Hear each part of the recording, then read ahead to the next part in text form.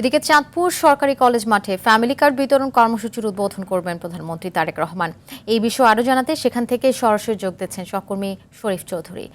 শরীফ, প্রধানমন্ত্রীর সফর ঘিরে নেতাকর্মী ও সাধারণ মানুষের মধ্যে উচ্ছ্বাস কেমন দেখছেন?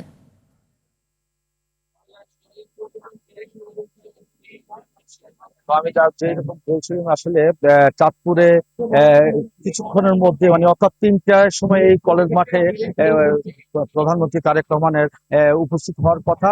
ইতিমধ্যে জেলা বিএনপির নেতৃবৃন্দ সহ চাঁদপুরের জনতার একাংশ কিন্তু কলেজ মাঠে প্রবেশ করেছে এবং যারা ফ্যামিলি কার্ড ভুক্ত হবেন, যে চাঁদপুরের রাজরাজেশ্বর ইউনিয়নের একটি ওয়ার্ডের ৬ নং ওয়ার্ডের ৩৮০ জন ফ্যামিলি কার্ড ভুক্ত, তারা সবাই এসে উপস্থিত হয়েছে এবং তাদের মধ্যে প্রধানমন্ত্রী ফ্যামিলি কার্ড বিতরণ করবেন। একই সাথে জেলার ২২টি জেলার ফ্যামিলি কার্ড বিতরণ ও অনুষ্ঠান উদ্বোধন করবেন এই প্রধানমন্ত্রী এই মঞ্চ থেকে। এখানে জেলা প্রধানমন্ত্রী আসবেন বলে মানে চাঁদপুরে ব্যাপক উৎসাহ উদ্দীপনা এবং বিশেষ দাবি দাওয়া রয়েছেন। তো তিনি ইতিমধ্যে বরুড়া লাল বরুড়ার যে জনসভা, সেই জনসভা ভাষণ শেষ করেছেন। এখন তিনি চাঁদপুরের উদ্দেশ্যে রওনা দিবেন, অর্থাৎ চাঁদপুরের সাহারাসি উনি খদ্দের খাল পুনর্নির্মাণ উদ্বোধন করবেন।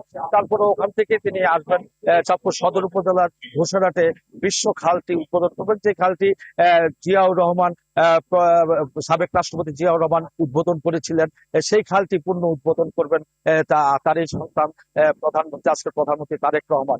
তারপরে ওখান থেকে তিনি ৩টার সময় এই জনসভা বলবো না এটাকে, এটা হলো ফ্যামিলি কার্ড বিতরণ। আসলে এটা জনসভায় একটা রূপ নিয়ে নিবে, এটা এমনই একটা লোক যে বিশাল লোকজন আসা শুরু হয়েছে এখন থেকে মাঠ পরিপূর্ণ। আমি একটু একটু যদি দেখাতে চেষ্টা করি যে চাঁদপুরের এই ফ্যামিলি কার্ড ভুক্ত যারা আছেন তারা এখানে কিন্তু অপেক্ষা করছেন এবং আমরা দেখতেছি যে অনেকে ফ্যামিলি কার্ড ভুক্ত এখানে আছেন। আমি একটু যদি দেখাতে চেষ্টা করি যে এই জনসভা স্থলে লোকজন আস্তে আস্তে আসা শুরু হয়েছে। এই যে আসা শুরু হয়েছে, অনেক লোকজন এখানে মাঠে এবং প্রচন্ড রোদ, সেই রোদের মাঝখানে তারা কিন্তু এখানে দাঁড়িয়ে আছেন শুধুমাত্র তাদের একমাত্র প্রধানমন্ত্রীকে দেখার জন্য, এক নজর দেখার জন্য, তার কথা শোনার জন্য।